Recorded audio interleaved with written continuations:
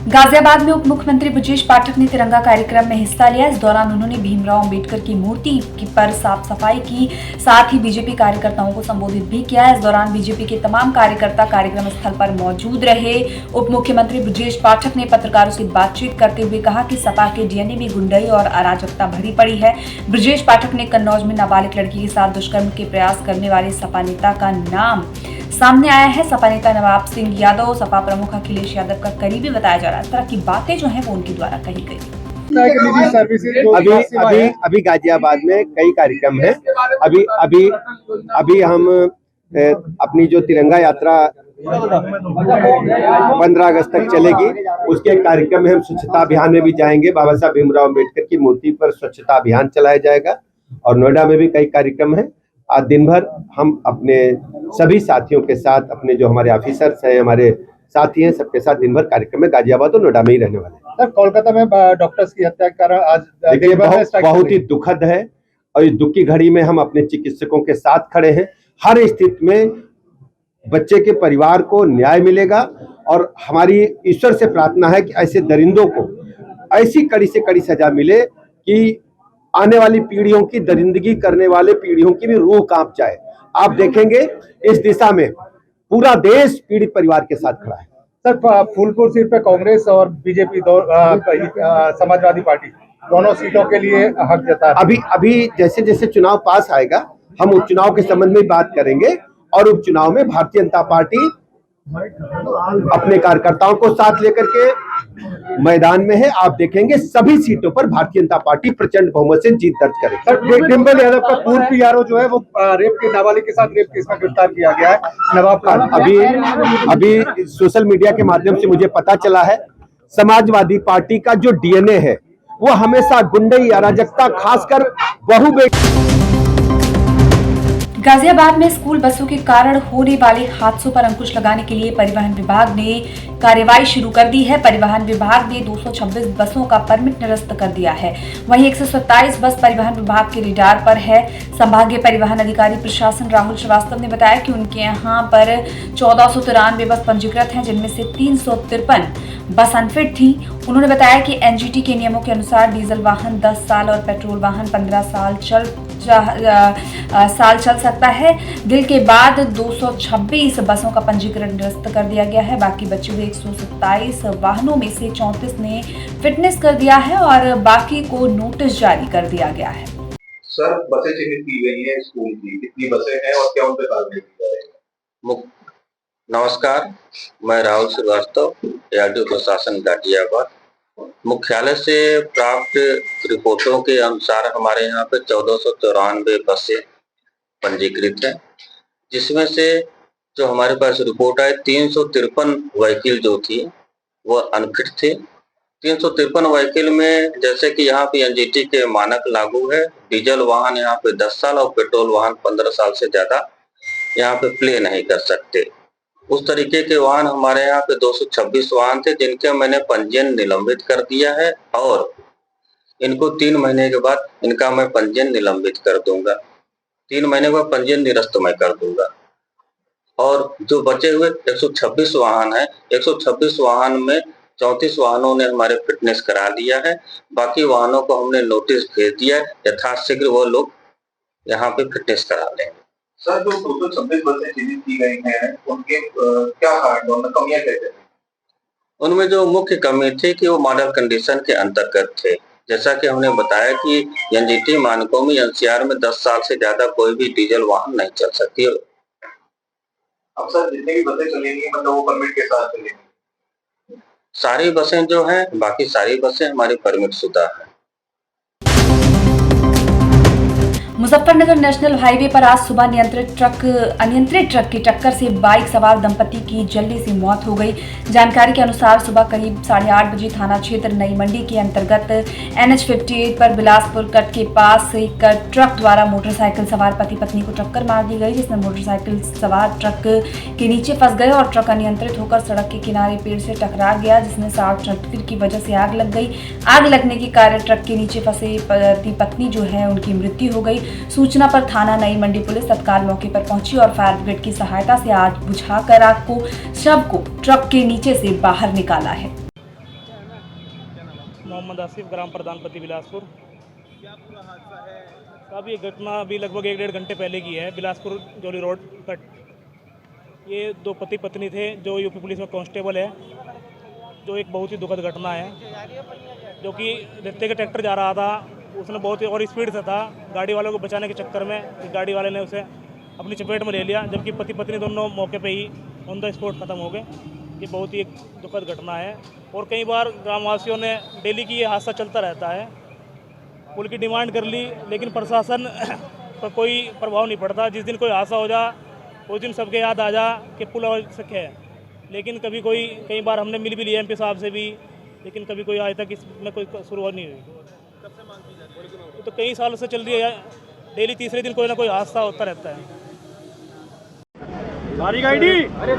Sir भी highway पर accident हुआ है, क्या प्रॉब्लम है? ये आज सुबह 8:30 बजे के आसपास कंट्रोल रूम के माध्यम से सूचना प्राप्त हुई थी कि थाना क्षेत्र नई मंडी में जो बिलासपुर कट है, यहाँ पे एक ट्रक की एक बाइक में टक्कर हुई है और यहाँ पे जो ट्रक था वो रोड से उतर के उसमें आग भी लग गई थी। इसमें तत्काल फायर ब्रिगेड की गाड़ी को मूव कराया गया और यहाँ पे बाकी पुलिस बल भी तुरंत मौके पे पहुँचा। इसमें पहले जो ट्रक था उसमें जो आग लगी थी उसको बुझाया गया और फिर इसके बाद में जो बाइक सवार 2 व्यक्ति थे उनको उनकी बॉडीज़ को निकलवाया गया है। इसमें दोनों व्यक्तियों की डेथ हो गई है। इनकी पहचान सुधीर कुमार और सोनिया के रूप में हुई है, जो संभवतः दोनों पति पत्नी बताए जा रहे हैं। अभी इसके बारे में और कंफर्म किया जा रहा है और प्रथम दृष्टया ये कंफर्म हुआ है कि ये दोनों लोग जनपद सहारनपुर के रहने वाले हैं और ये यूपी पुलिस में कांस्टेबल्स हैं और इनकी अभी वर्तमान पोस्टिंग जनपद मुरादाबाद चल रही है। इसमें दोनों के शवों को निकलवा के पंचायतनामा और पोस्टमार्टम की कार्रवाई हेतु मोर्चरी भेज दिया गया है।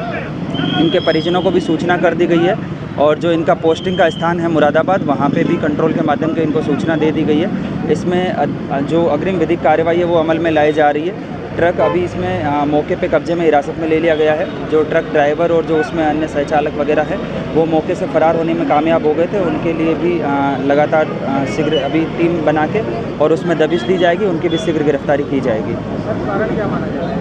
अभी इसमें जो आसपास के चश्मदीद लोग हैं और जो बाकी जो अन्य एविडेंस है वो कलेक्ट किए जा रहे हैं। अभी प्रथम दृष्टिया ये कह पाना मुश्किल होगा कि ये किस प्रकार से टक्कर हुई है, लेकिन जो चश्मदीद लोगों ने बताया कि ये जो बाइक थी वो रोड के किनारे पे खड़ी थी और ये ट्रक जो है वो या तो संभवतः किसी दूसरे वाहन को बचाने में या फिर अनबैलेंस होके ये इस बाइक में टक्कर हुई है, जिसकी वजह से यह हादसा हुआ है। Thank you. बालू रेत से भरी पिकअप और कार में हुई टक्कर, बाल बाल बचे कार सवार। खनन से भरी पिकअप टकराई फॉर्च्यूनर कार से। बड़ी घटना होने से टली सहारनपुर गंगोह में लगातार चल रहे खनन से भरे पिकअप से कार को लगी टक्कर। पिकअप रोड पर ही पलट गई। फॉर्च्यूनर गाड़ी एक साइड से ग्रस्त हो गई। इतना बड़ा हादसा होने के बावजूद भी कार सवार को हल्की चोट आई। सुबह का वक्त होने के कारण कोई बड़ा हादसा नहीं हुआ। गंगोह तीतरो रोड का है मामला। खनन से भरे किसी भी वाहन पर रोक होने के बावजूद धड़ल्ले से चल रहे हैं खनन के पिकअप। कब लगेगी रोक? पिकअप सवार मौके से फरार हो गया। गंगोह पुलिस ने मामला पिकअप वाले के खिलाफ FIR दर्ज की है। क्या नाम है? मेरा नाम डॉक्टर मनोज सैनी। क्या मामला हुआ? मामला मैं सुबह नकुड़ से अपनी ससुराल से मेरठ जा रहा था बेटे के साथ में अपनी गाड़ी फॉर्च्यूनर से, जिसका नंबर है UK 17F 4000। तो मैं गंगोह में आके और तीतरो चौराहे पे जब पहुंचा तो साइड से गंगोह अंदर से एक महिंद्रा पिकअप जो खनन उसमें रेत भरा हुआ था बड़ी स्पीड से आया और उसने मेरी गाड़ी को सामने से टक्कर मारी। टक्कर मार के और वो मेरी गाड़ी के ऊपर ही पलट गया। पलटने के बाद में फिर हमें वो ड्राइवर उसमें से निकल के भाग गया और हमें और बेटे को लोगों ने गाड़ी से बाहर खींच के निकाला। चोट आई है? हल्की फुल्की चोटें आई हैं। पुलिस प्रशासन को सूचना दी थी? पुलिस प्रशासन को सूचना दी, लेकिन पुलिस भी 1 घंटे बाद पहुंची है वहाँ पे घटनास्थल पे। तो आपने तहरीर दी थाने में? थाने में तहरीर दी है हमने कार्रवाई के लिए। जो उचित कार्रवाई पुलिस करेगी। गाड़ी कौन सी है? इसका नाम? गाड़ी है फॉर्च्यूनर UK 17F 4000। सहारनपुर समन्वय समिति मुत्तहिदा मजलिस अलमल ने 11 सूत्रीय मांगों को लेकर जिलाधिकारी कार्यालय के बाहर धरना प्रदर्शन किया। अपनी मांगों को लेकर एसडीएम को सौंपा ज्ञापन। उन्होंने कहा कि दुर्भाग्यवश हमारे देश में केंद्र एवं प्रदेश में अतिवादी एवं चरमपंथियों और दूसरे हिंदू राष्ट्रीय लागू करने के सपने सजाने वाले के लिए धार्मिक उन्माद एवं सांप्रदायिक विषय को पैदा और बढ़ावा देने में लगी हुई है। बिल भी इस मुहिम का हिस्सा है। आज क्या ज्ञापन दिया है, कहाँ पे आप लोगों ने? हमारी मुत्तहिदा मजलिस अमल जो मुख्तलिफ संस्थाओं और मुख्तलिफ तंजीमों का एक संगठन है, शहर और ज़िले के इसमें लोग मौजूद हैं। हमारा आज का जो विज्ञापन है और हमारे जो आज का मेमोरेंडम है वो वक्फ बोर्ड तरमीम के मुखालिफ है। दरअसल वक्फ संपत्तियां इस मुल्क में हमारे पूर्वजों, हमारे बुज़ुर्गों ने अल्लाह के लिए अपनी निजी संपत्तियों को अल्लाह के नाम पर वक्फ किया है और उनका मकसद इबादत इलाही, एजुकेशन, तालीम, कब्रिस्तान और रिफ़ाह आम्मा, मुसाफिर खाने, इनका मकसद यही है। ना हमें इनको खुर्द-बुर्द करने की इजाज़त है और न ही किसी और दूसरों के हवाले और इख्तियार देने का इसको किसी को हक़ पहुँचता है। ये हमारा कौमी और मिली असासा सरमाया है जो बड़ी मुद्दत से इस मुल्क में बाज़ाब्ता चला रहा है।